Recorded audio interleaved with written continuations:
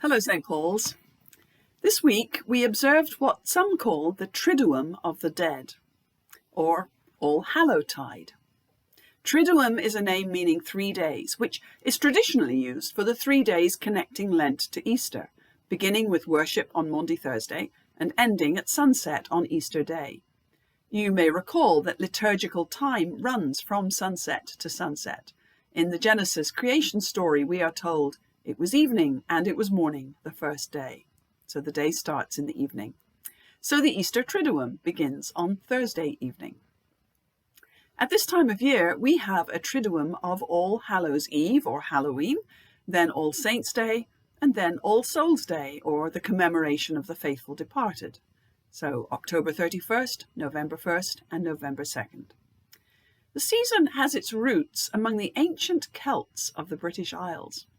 In the United States, and especially in the areas with large Hispanic Latino populations, this season has taken on additional meaning, as we've adopted the Mexican tradition of El Día de los Muertos, a cultural celebration focused on these days.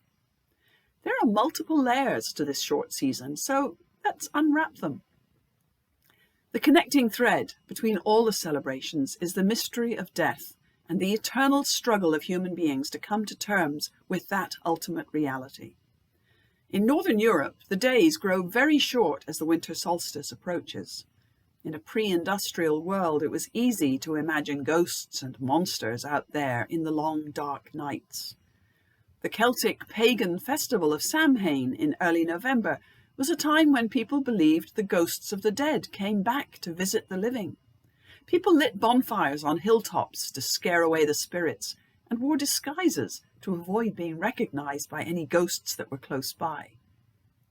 There was a sense that creatures of evil, such as hobgoblins and witches, were lurking nearby to play tricks on people or snatch the wandering souls away. When I was a child in Northern Ireland, we celebrated Halloween by lighting bonfires and letting off fireworks.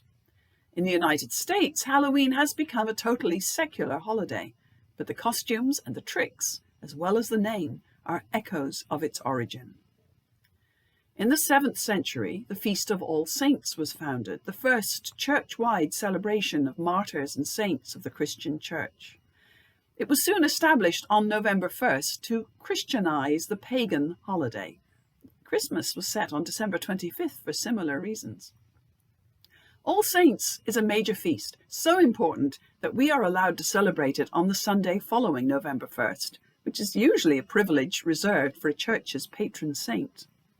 It's one of the 5 occasions in the church year when baptism is especially appropriate, and we will have 2 baptisms on Sunday at the 10:30 service.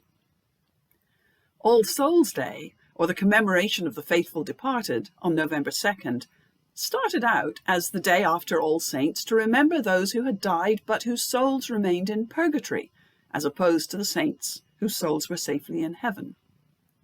As Episcopalians, we don't hold with the doctrine of purgatory, but this day has evolved into a day for remembering those we have loved and lost who aren't acclaimed as saints in the wider church. It isn't a major feast, but many churches celebrate it, especially those named All Souls.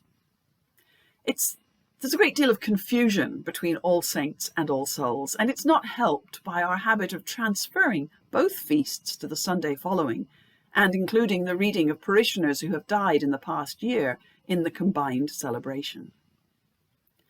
The final layer of this is our celebration of El Día de los Muertos, or the Day of the Dead, which coincides with All Souls' Day. This is a holiday celebrated especially in Mexico, when families gather at cemeteries to welcome back the souls of their loved ones for a brief reunion.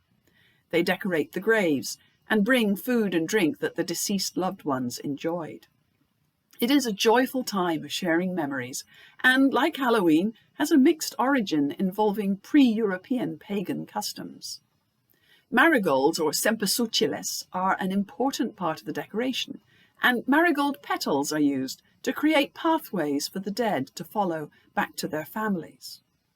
Many people construct temporary altars or ofrendas in churches and homes where they place photographs and favourite food and drinks and other adornments, as I have done in my background.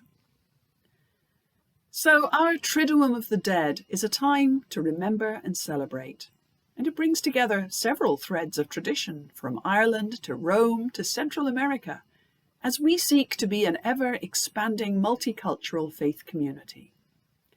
I look forward to seeing you on All Saints Sunday.